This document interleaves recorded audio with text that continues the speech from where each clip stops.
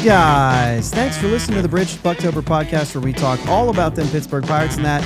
My name is Josh. Today is August 22nd. Pirates hosting the Rockies this weekend. I can almost guarantee you it's not going to look like the games in Colorado earlier this month. And Jake's here for this Friday episode. Friday is Hawaiian Shirt Day.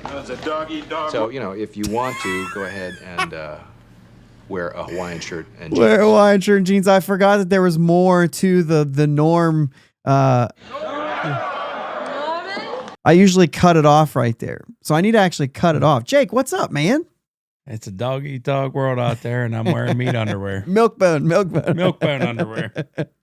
Good morning to everybody who's listening in the morning. It is a good morning there, little man. Good afternoon and evening if you're listening at that time. But hey, it's a Friday episode. Jake's on, and so it's a fun one.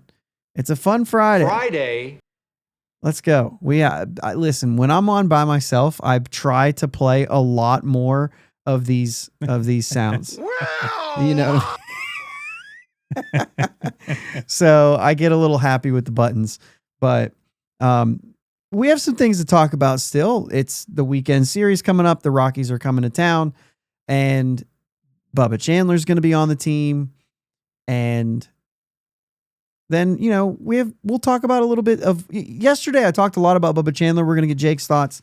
And then I didn't really even talk about the series. So we might touch on that in the end because there was something pretty important that happened that both of us would like to chime in on. A combined 60 runs scored in a 3-game series to start August. That was in Colorado. The Pirates lost 2 of 3, and that included that 17-16 ridiculous, unbelievable game at PNC Park. I laughed out loud at my house. You did. Yeah, I remember you talking about that. At PNC Park, it's not going to be like that at all. Jake, Bob Nightingale, I'll give him the credit for putting this out there. I mean, anybody could look it up, but Pirates are 36-30 at home. And he says that's the 8th best home record in the National League. The top 6 teams have a playoff spot, and the 7th team, the Reds, are only 1 game out. But the Pirates have the 2nd worst road record. So let's start off by saying, or asking, what in the world? How do you explain a difference this big? It's the travel. Like, whoever's the head of travel needs to get it figured out. Whatever hotel chain we're using, get rid of it. Look, we need better beds. We need better accommodations. Let's go step it up a little bit, and let's get some better hotel rooms for these guys. I mean, they're winning when they're at home, and their sleep numbers. Let's go. Get it together. All right. Let me ask you this, though. Do you think there is a possibility that it is equally as surprising that they're 36-30 at home? We're really honest, though, do you think that this team, if they were the same on the road that they were at home, even if they were a 500 team, do you think this team right now is 6 games over 500 with this roster and the way that it's performed? I could see them being that at home, but maybe. Well, they are that at home, right? I know, but that's what I'm saying. I feel like that's fine for a 500 team to be, a little over 500 at home, and then a little under 500 on the road. But like the drop off is so drastic, it's just like that's insane. So which team is if the real Slim Shady please stood up, which one stands up? I mean, somewhere in between, I mean, this is ultimately, since Donnie Kelly's taken over, it's basically a 500 team, or close to it. Whatever. I don't know what I don't remember what that actual number is, but I don't know. I think somewhere around that 500 team is where we actually are, and whatever's happening on the road is just. I don't know if there is an explanation for something. It's that bad. It's weird. Yeah, it does make sense for a team whose strength is pitching to fare pretty well at your home stadium. And this team wasn't good at home to start the season. There was some drama going on. So they've gotten even better now that the drama has kind of died down. I think it's mostly due because of the fact that the strength of this team is pitching. And when you're home, you're a little more comfortable, and we've done some things to kind of get over the hump. But they're just so bad on the road. And I don't know if the plate approach changes. Like, it might be interesting to look in to see what they're trying. Are they trying to just say we can't hit home runs at home, but we can hit them on the road, and then they can't still hit them on the road? And they're trying to? Like, what's the deal? Yeah. They're certainly not pitching as well. I feel like there's a deeper dive than what we were able to do before this. Oh, yeah. But it's super weird. But with that said, because it's pitching, the Rockies are coming to town, and it's just not going to be a 60-run series. It's not what we're about to go. The Rockies are the worst road record, I believe. So, I should double check that, but I believe it's the Rockies. And if that's the case, then, we're the second worst, right? I know, I can't imagine it's not. But home, away, they are 16-46, and we are 18-44 on the road. 18-44 on the road. 44. Wow. It's just such a huge difference. It's wild. That is absurd. So That's the only word I can think of. So this weekend, and specifically tonight, I would think Bubba Chandler getting the call. It was certainly getting the call today, but I imagine he pitches tonight. Yeah. I imagine they're doing a piggyback, start. I got an opportunity to share my thoughts yesterday. So if you didn't listen to yesterday's show, go on there, listen to yesterday's show to hear all my thoughts. But we got Jake on here today, so I think it's worth to touch a little bit more time on Bubba Chandler and get Jake's thoughts. I'm sure you have thoughts on the call up, on whatever else you do. So I'm going to take a drink, man. Take it away. Sure. On the call up itself, I love. I love the call up. I feel like he was getting into a little bit of a rut. I mean, he's a high end prospect. He needs challenged. I feel like everything wasn't clicking for him recently because he was like, I'm never getting a shot. Like, what in the world is happening? Kind of one of those, I'm bored.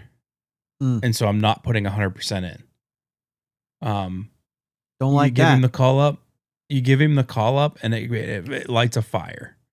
Okay, so I mean, there are things that can do that, make him rise to the occasion, stuff like that. But if I'm going to do it, I'm going to give him the ball to start the game. I don't like bringing him up and throwing him into the bullpen.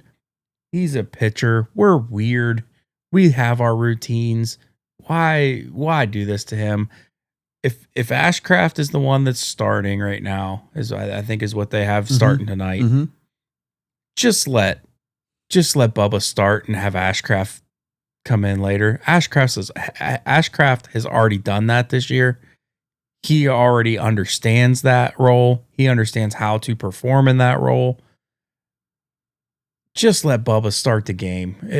Don't throw a wrench in everything that he's worked on, prepping for a game, knowing you're going to pitch, and your whole routine that you do leading up to the game is now going to have to be done behind the scenes, not necessarily on the field like it would be if you were starting the game.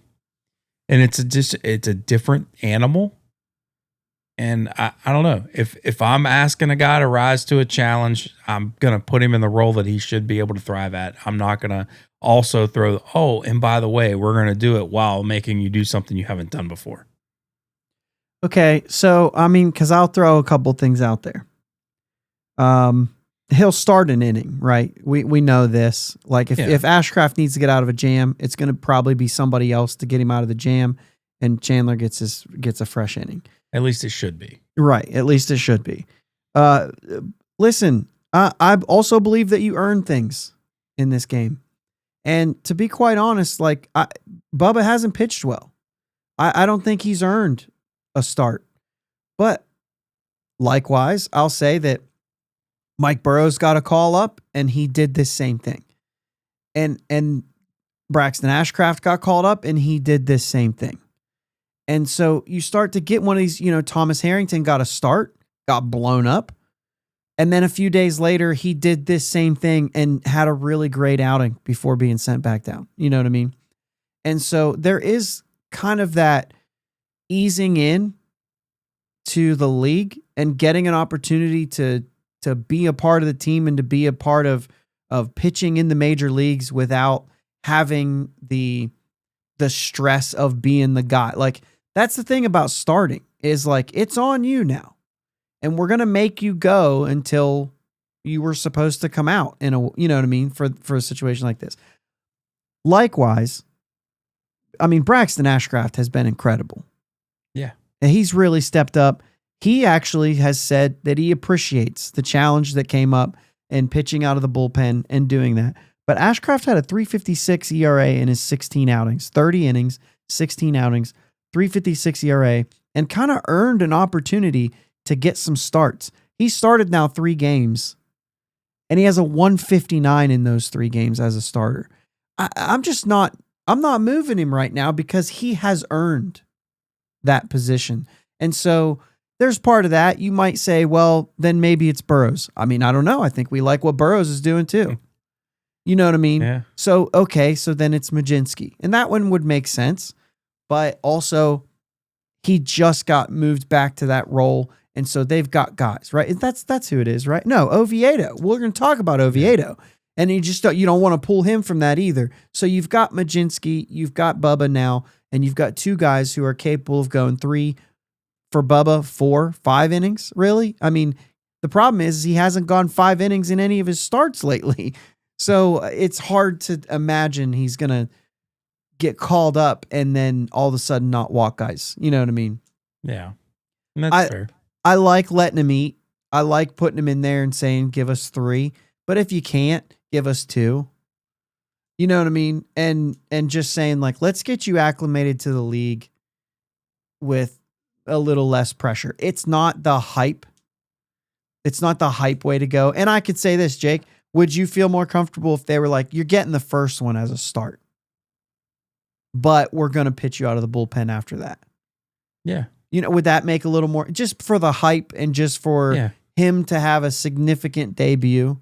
Yeah. I think that would probably be fair. I mean, this guy's been the number 1 prospect in the game, certainly the number 1 pitching prospect. So, like, maybe give him a little bit of a nod in that sense. Yeah, I mean, I'd be fine with that. And then I don't want to say that I hate this move. Yeah, it's just, for me, it's just, I don't know, if he's a starter, he's a starter, especially if he's a top end prospect starter. Now it's different if you're in a postseason push. I'm completely different on it if you're in a postseason push and it's a good call out. It's a good call out because David Price coming up and being the closer for Tampa Bay, that his first time, like, that was awesome. Get him up here anyway. Get him up here and help him, or let him help us win. Like, I'm all in for that. But like, last season, I think in this situation, it's almost call him up and let him see it. This could be a lesson for him. Could be. This could be a way to say, all right, kid, you keep running your mouth saying you're ready. Let's see it. And we know the stuff's there. Mm-hmm. We know it's there. He knows it's there. Everybody knows it's there. But I think this is a good challenge and an opportunity for him to say, I'll show you. I'm not doubting him in that scenario, but I'm just saying, like, I'll show you what I'm made of. And I think that's a good thing. But also, I like the idea of him getting an opportunity to earn it. And I think it's a good way to onboard young players. And if he was lights out right now, he comes up and he starts. He just hasn't been. And I think that's the thing that gets me about it. But we'll see how it plays out. Hopefully he steps up, and this is a good, he has to pitch innings. Yeah. You know what I'm saying? If he's going to make an impact next year, let's let him take some lumps right now. Or just find out that he's fantastic. So he pitches him and Ashcraft, I would imagine. Like I said, I think it's pretty safe to say they're both pitching. Yeah. They're going to pitch the game Friday night against Cincinnati, who has a 7 ERA. So let's go. And then Kyle Freeland in his 5.16 goes up against Mike Burrows and his 4.46. Freeland's better than that. He's a pretty good pitcher, but so is Mike Burrows. I think he's had a lot of good flashes, and the changeup and all that is good. And then Paul Skeens goes on Sunday against TBD, who's pretty good. Like, hasn't given up a run yet. So that is if he's, if he actually starts. They keep scratching him. But wow. You got a Skeens. Yeah, went too far with that. Went too far with that. Come on, man. Went too far. Just when I think you couldn't possibly be any dumber. That's hilarious. I'm going sweep. 39-30 at the end of this weekend. Okay.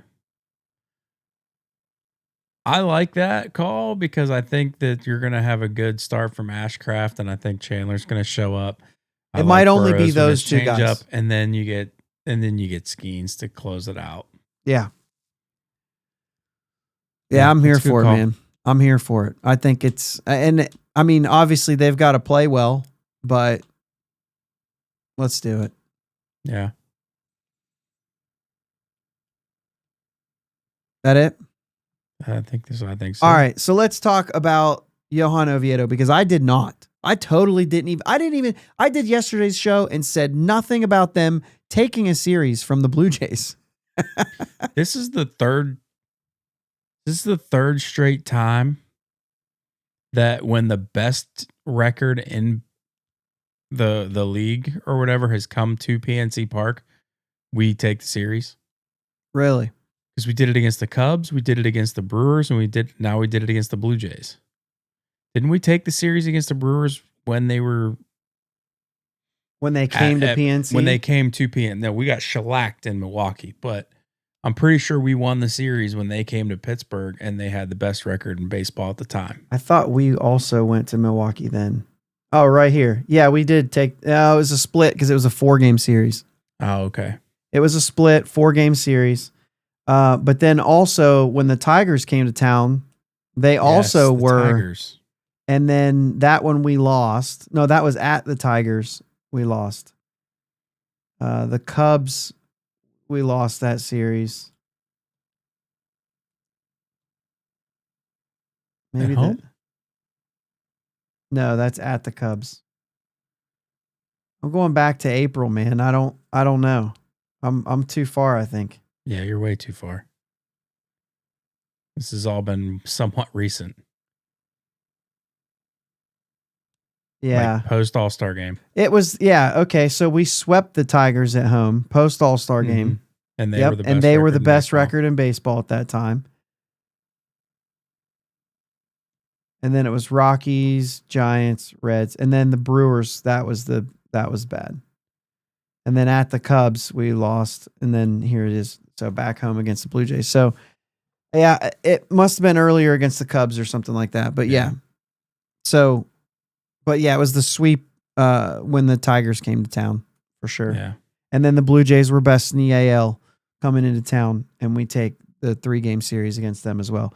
And, we talked about Chicago. Those were good baseball games, and the Brewers or the Blue Jays series was a little bit different because like the Blue Jays kind of gave up the first game and then handily won the second. And then a really good 2-1 finish to it. Yeah. And Oviedo was fantastic.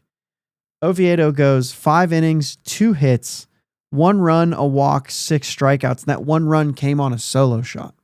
Yeah. First batter of the game, wasn't it? First batter of the game hits a solo homer, and then he just shoves for 5 innings. Made it to 75 pitches. I mean, specifically coming off of a bad start. I mean, we have to give him his flowers here because he was fantastic all through that. Yeah. And I've had some different conversations and heard a few people say some different things about what they liked about it. And I mean, it is all praise all around. Not to take I'm not going to take anybody else's words, the things that they said, but yeah, just really good. And then Kyle Nicholas gives us 2 innings. Mattson, Santana just shuts at the door. I mean, you had one ground ball hit that finds its way into the corner and you score 2 runs. And that's all you needed in that game. Yeah. It's good to see Oviedo back and pitching in that scenario. The dude's a dog, man. Yeah. I think sometimes I like Oviedo. when these guys are gone, you forget about like what he brought to the table. And there's some things right now that people are talking about that think he could be even better off than he was before. If you're writing a rotation for 2026 and he's not in it, I think you're missing. You know what I'm saying? Like, this dude's going to be in it. Yeah, you wrote it without it, didn't you? Yeah, I traded him. Oh, well, you traded him though. That's the only reason he wasn't there. Yeah. But that's fair. I mean, and that could be a play. That could be a play that has to happen. But the thing is like, pitching is still a strength for this team, even if they have to trade from it. And I think watching these guys when they're going to be limited at the end of the year, they have to be, Jake. They're not competing for anything. They have to be limited. I agree. And you're going to see, I mean, Barco still has to make the move. Listen to yesterday's show. And listen to some of those things too, because there's a couple other things that I talked about. Me and Jake are going to be back at it on Sunday. You have anything else for the weekend before we get off here? I don't think so. Thanks for coming on tonight, man. Yeah. You try to get you on here anytime we can. So I think now Enough! we've done enough. You want my head to explode?